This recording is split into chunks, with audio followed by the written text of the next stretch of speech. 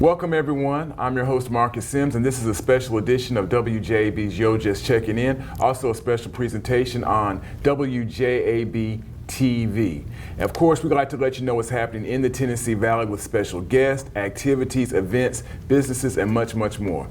Now, our special guest on this edition of Yo Just Checking In is Huntsville Music Officer Matt Mandrella. Matt, how you doing, brother? Doing great. How are you? Good to see you. Great to see you. We've Thanks been for hanging having out, me. it seems like, the past few weeks or whatever, from Orion openings to CD listening parties and all that. So great to finally catch up with you up here. Yeah, absolutely. Thanks for having me. I've been looking forward to sitting down in a professional aspect with you instead of just like good times at events. Right, instead of us just having a good time. Now we're putting our business hats on. Yeah, right? definitely.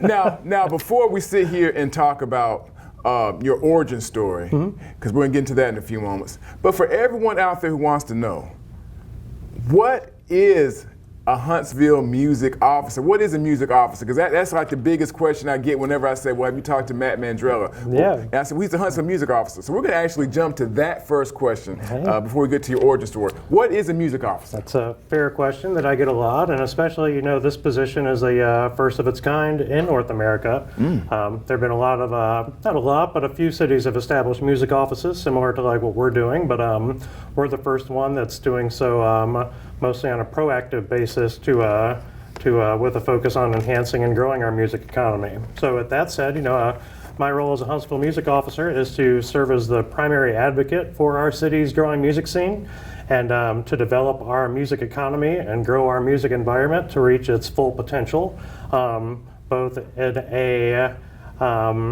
quality of performance aspect, but also especially an economic development and a music economy aspect. So, the city of Huntsville is taking music very seriously and recognizes music as a enhancement to quality of life, similar to, a parks and greenway system. And so we're investing in growing our music scene and music ecosystem, as a lot of people like to refer to all the different parts of it. And that's my role, to wake up every day and try to figure out how to make our music environment, music scene, music ecosystem, whatever word you want to put after music, more awesome and reach its full potential. And what I think is so cool, Matt, is we see coming into the area, Huntsville seems to be a hub of people who are moving into the area. We now know Huntsville as the largest city in the state of Alabama. Yeah, and of course, it's so many things that are going on right now. We know we just recently had the Old School Fest in our area. We, of course, with the opening of the Orion, there's still plenty of great events that are happening at the VBC. Coming up fairly soon, Alabama A&M will have its own event center. So there's so many things that are going on. So I think now more than ever, a position like yours is needed to almost see and to I don't want to say oversee, but kind of follow along with a lot of the great musical acts and activities and arts and financing and all the things, right? Yeah, 100%. Huntsville takes pride in being a city that thinks forward to the future and creating an environment that, learn a lot of lists. We're the #1 place to live in the U.S. now.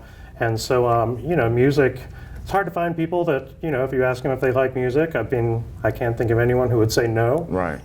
Depending on what genre you're interested in or what kind of events you like to go to, music definitely adds a lot of joy to people, and giving, our goal is to be a music hub that is not the same, but in the same conversation, when people are talking about, the great North American music cities like Memphis and Austin and New York and Chicago, we want Huntsville to be in that conversation. And, part of my role is putting the pieces and building blocks in place to get us in those conversations. Awesome.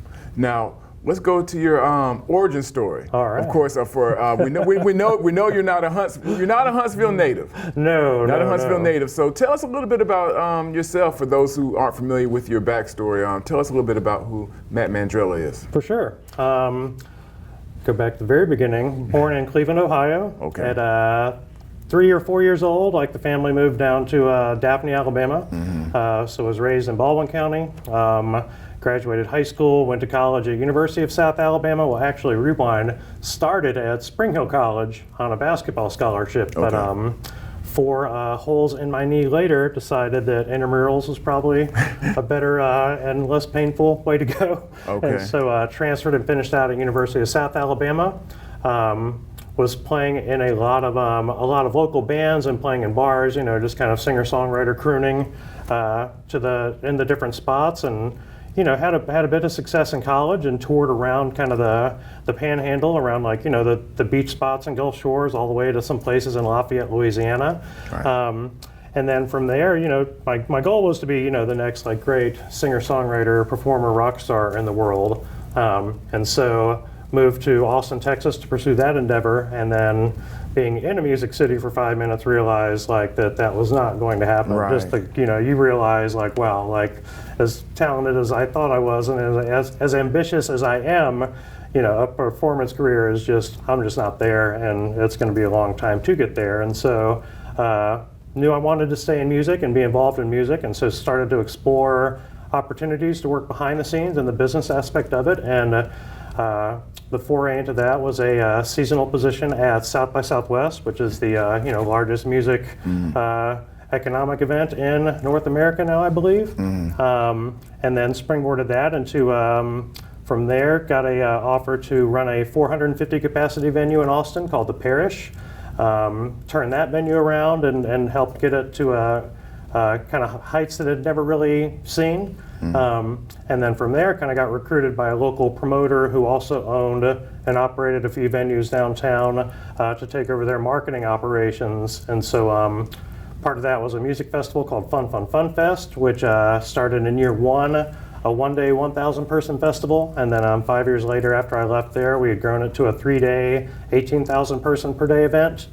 Got an offer to spearhead another company called 2512, which is part of the Do Stuff Media Group, which basically is an agency that puts together some of the most comprehensive and best online event calendars in the country.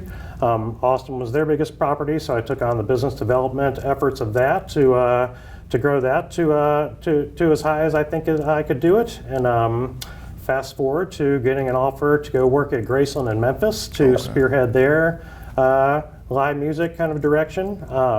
They had invested a lot of capital into growing the Graceland campus to making it more of a pop culture center versus a just Elvis center. Right. And we had a 2,300 capacity live music venue and a 500 capacity live music venue as part of that expansion that we partnered with Live Nation to book. And so my primary role at Graceland was growing that Graceland Live brand, which was non-Elvis related live music and events. And so did that for 3 years, was super happy, and then all of a sudden saw the music officer job listing pop up on my Facebook and looked at it and was like, wow, this is amazing that Huntsville's doing this, because I hadn't been to Huntsville in 20 years, and the last time I was here, downtown was boarded up and there was nothing to do. And so got here and was pleasantly surprised at just how amazing the city had come in just 20 years and kind of the direction it was going, and threw my hat in the ring for that job and got lucky to a few months later get the official offer and decided to move the family here. So well, long story short story long, I guess. Well, yeah, I mean, it's an incredible thing. What from what you've learned from Austin, the incredible music scene that's going on in Austin, because I still think it's just so weird, awesome in a sense, because when I think of areas that should have large concert scenes, you're thinking Los Angeles, maybe New York, and all these areas. But Austin seems to be the hub, as you just mentioned. So what lessons did you learn from the Austin music concert festival scene that you could apply now in Huntsville, Alabama? I think the biggest one is, that it's kind of that cliche that we talk about a lot and across various sectors is, a rising tide lifts all boats.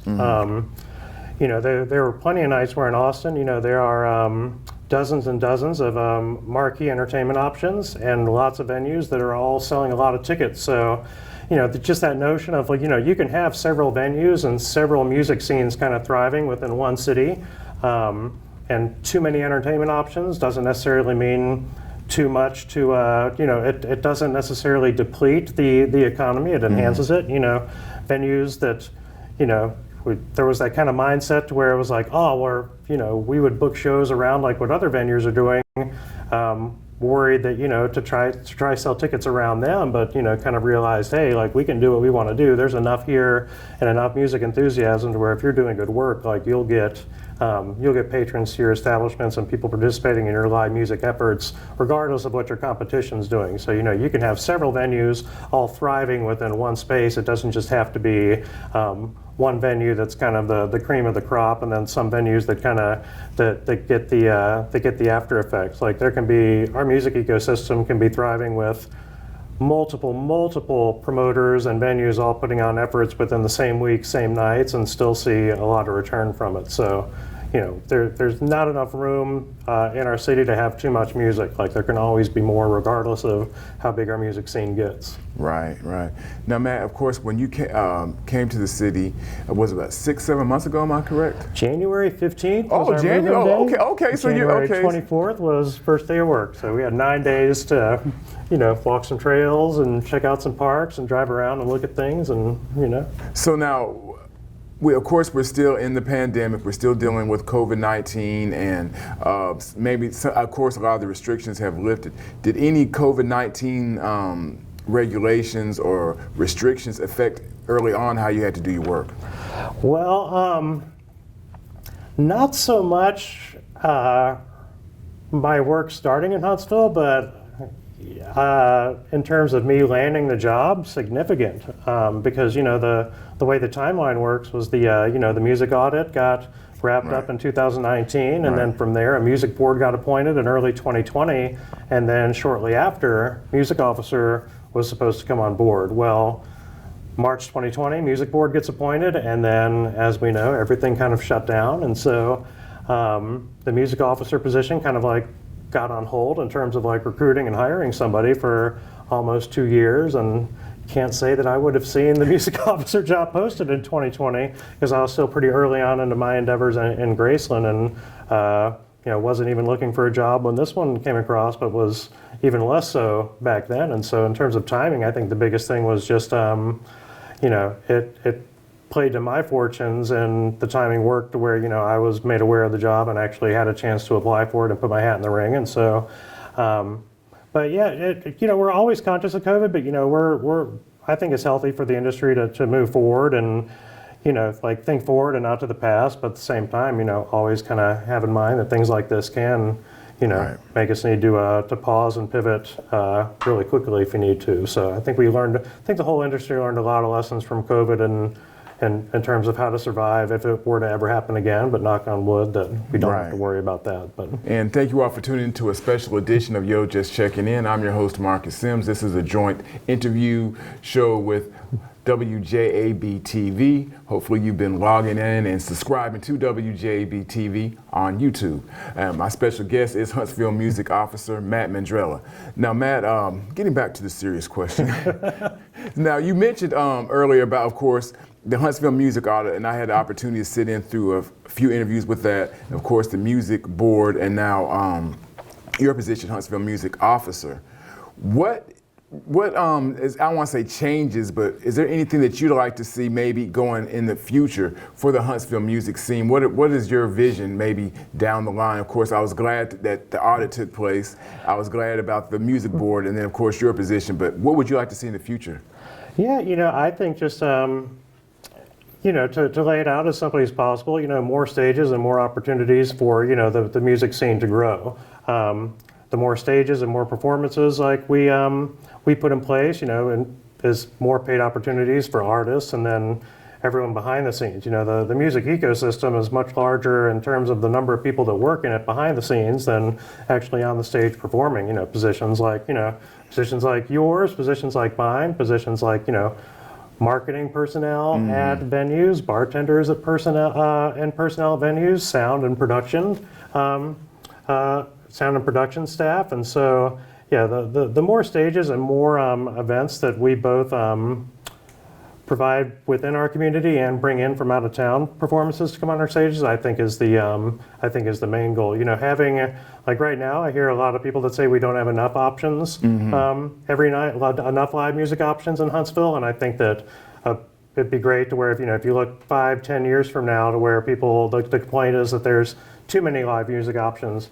in Huntsville, similar to how if you go to a music festival and you have your two favorite acts playing at competing times, we have so many shows that fans are like that like on a certain night that they have a hard time deciding which one to go to, and maybe even go to them all. Right. And that's interesting, someone that says that if they're complaining about the options now. You would really complain about 15 to 20 years ago, because you may have had a cover band here or there and that was it. You weren't getting as many artists that are coming out, I think, putting out original music, their own music. Yeah. I can see the growth in it, so I'll say that. But I do understand that area also, more options, but we know in time that'll happen, right? Oh, absolutely. And I think that Nashville is becoming a significantly more expensive city to live in, and I think that I think that artist community, if Nashville is going to price out a lot of their creative sector, I think that'll be a big advantage for Huntsville as well, and welcome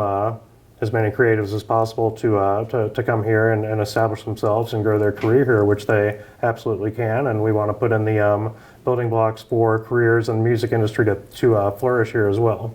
Right. Now, of course, we know we're here on the campus of Alabama A&M, a historically black college, and we just attended an event a few weeks ago where at the Orion Theater, where there were many Alabama A&M graduates, students. The connection to the school was extremely strong, and also Oakwood University, not too far from here, also they closed out the Sunday event.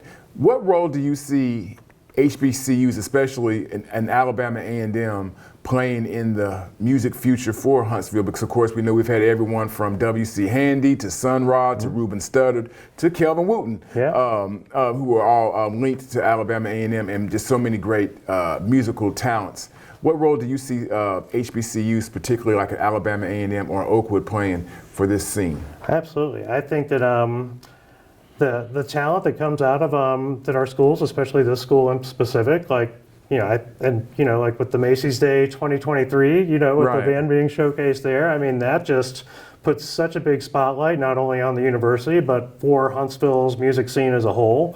It kind of goes to that rising tide lifts all boats scenario, to where the more talent and more music that the school produces, and the more high profile that talent and those efforts are, it just makes my job a lot easier, because I just can help be a beacon to raise awareness to those efforts, but also those efforts raise even more of awareness than I could to what's happening in Huntsville. And so, just keep doing what you're doing, because it seems to be really progressing in a really positive way for both the school and the community. So I think that would be the big thing, is for us to piggyback off the efforts to help shine a spotlight on everything else we're doing here. Yeah, I think it's a cool thing, because just to give ourselves a little pat on the back, a lot of the artists that we saw a few weeks ago came through this department, through this very building. So a lot of the great talent that we see here in the area are linked to Alabama A&M or linked to Oakwood University. So I think, as you were saying, we will be playing a huge role in the future of the Huntsville, Tennessee Valley music scene. Absolutely.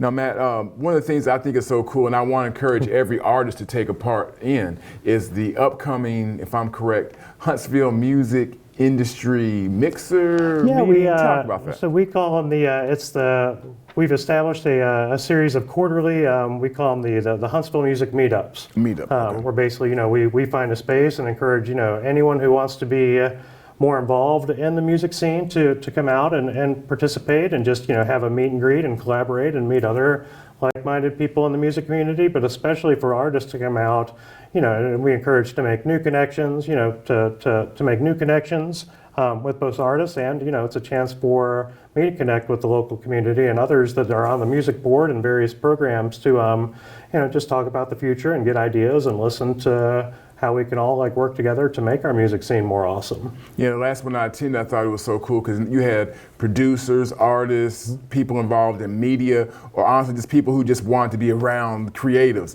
And that was really a cool thing. Now, do you have an idea when the next one may be coming up? We do. It'll be June 23rd, Thursday, June 23rd, and it'll actually be at the Orion Amphitheater. Okay. And so it'll be starting at 6 o'clock, and actually our friends at the Orion will be offering complimentary tours of the Orion from 6 to 6:30 for people that want to get out there early. And then, I'll give I'll say a few remarks just about, kind of the future of what the music office is planning and some of our current efforts. We're going to have representatives from the Blast Music program, both the artists and the curators that are going to be available for the community to kind of meet and greet and connect with, and hopefully raise more awareness and recruit more artists to want to participate in that program, which is a great music platform that our library system established. Right. And so, June 23rd from 6 to 8:30 at the Orion Amphitheater is the next one of our quarterly music meetups, and information for that can be found on the Huntsville Music Office Facebook page. Okay, and I do want to encourage all the artists locally within the region to definitely check it out, because networking, as you know, Matt, is so important. 100%, if you're an artist, you need to meet some of these producers, photographers, promoters, or just those that are in the same field as you. Because when I was at the last event, left with a lot of cards, a lot of folks, a lot of information that was going on, a lot of information was swapped back and forth. So once again, give them the date and time for that event. For sure, it's Thursday, June 23rd at 6 o'clock at the Orion Amphitheater. Okay, cool. Now, and I'm glad you said that, because that's the goal. As much as I like getting in front of the community and having the opportunity to have those conversations, the overarching goal of these is for the music community itself to have an opportunity and a set place to network, make connections, and grow, and promote new collaborations and friendships and business relationships. Now, Matt, as we're wrapping things up, I've got a couple quick, tough questions to throw at you. All right. Okay. Now, do you recall the first concert you attended? I do. First concert or first good concert? Both. Let's go. The first concert was a good concert. So the Mobile Greater Gulf State Fairgrounds, when I was 8 or 9 years old, the song "Rock On" by Michael Damian was a big radio hit. Okay. It was in that movie "Dream a Little Dream" with Corey Feldman and Corey Haim. The two Corys, yeah. Yeah, and it's one of the. I saw an article about it. It's one of the worst rated movies on Rotten Tomatoes or something like that. But "Rock On" was a huge hit, and I guess Michael Damian was also a star of Young and Restless or General Hospital or some kind of daytime soap my mom was into, and so my mom was just all about wanting to go see Michael Damian, and we got there early, got right in the front row, and that was my first music concert that was actually a big name. Okay. And at the time, front row of a big concert, it was the greatest time of my life. And then my first actual concert of note that I kind of can talk about to everybody is probably I saw in middle school. We saw Aerosmith in Pensacola. Okay. And actually a Huntsville band called Brother Kane was opening for Aerosmith in Pensacola, and that was my first, because I was actually a fan of that band in middle school, and so Aerosmith was my first concert of note that I'd put on most lists, but Michael Damian actually the first. So was that during the Dream On years and that you went to see him, or? That was the Get a Grip was the the Alicia Silverstone videos. Remember they had all the videos with Alicia Silverstone? That was from that album, and so. Yeah, for kids it was during the MTV VH1 years. Yeah, and grew up on MTV, so that was that's where I got introduced to most of my music for sure. Right. Now, also, if there was one group, one act that you'd love to have, whether it was at the VBC, the Orion, the A&M Event Center, or any of the great areas that we have here in the Tennessee Valley, what act would you dream act would you like to have here? Last year's Super Bowl show, I think would be. I think that. I would go for half of that, Yeah, because that and, on another genre spectrum, probably, just looking at what I grew up with was, 90s hip hop, and then, Green Day was probably, I think that was probably the most. Green Day Dookie was probably the album I'd say I probably listened to the most, just because I listened to it every day, probably in 7th and 8th grade and 9th grade. And I was a huge Green Day fan in middle school and high school, combined with the Death Row era of hip hop. And so the Super Bowl show and or Green Day would be kind of the dream scenarios. Not just one of the acts from the Super Bowl, the whole Super Bowl show. And I can respect that you said Green Day, because actually I bought the album on cassette dating myself. Here in Huntsville, at Zero Gravity. It's not closed nice. now, whatever. But yeah, that's how old it is. But yeah, I can respect the Green Day. Actually, I bought that. So so Death Row, West Coast hip hop, or Green Day would be. Absolutely. That's who you'd bring in. So Matt, as we're wrapping everything up, how can someone contact you? Of course, people are they're gonna see this. They're gonna maybe want reach out to you, suggestions, questions, comments. How can someone reach out to you? 100%. You know, my email is mattmandrella@huntsvilleal.gov. It's matt.mandrella@huntsvilleal.gov. You can also send a message through the Huntsville Music Office Facebook page. We're in the process of building out a really, really nice Huntsville Music Office website, Right. Which I'm excited to. We should be able to go live with that later this year. Yeah, that would be the easiest way. And so I encourage anybody and everyone to reach out with any questions or how to get more involved with like myself, my efforts, and the music board's efforts. And you know, we're putting together committees and always looking for as much help and feedback as we can to make our goal of our music goals reach a reality. So. One step at a time, but we're getting there, and we want to thank you for the great work that you hit the ground running. Yeah. As far as everything that's been going on. I could definitely say Matt's going everywhere. You'll see him on social media at all these events, so I could definitely say great work that you've been doing, my friend. Oh, thank you. Yes, sir. This has been a special interview with Huntsville Music Officer Matt Mandrella. Matt, and just for the record, officer, that means you don't carry a badge or anything like that. No, I do not. I do not arrest people. I do not give out tickets. Although there are a lot of jokes about what a music officer would arrest or give tickets to people doing. So bad music. This has been a joint collaboration with WJAB-TV. I want to thank Ms. LaToya Clemens, Mr. Bobby Jones. We want to thank our music director, Jordan Marie, and of course our student intern, Antonio Logan, for the great assistance for this special edition of 90.9 WJAB's Yo Just Checking In. Be sure to check out WJAB-TV on YouTube. Give us a subscribe. Check out some of the great content that's coming through the YouTube channel. Until next time, have a great one. Thank you.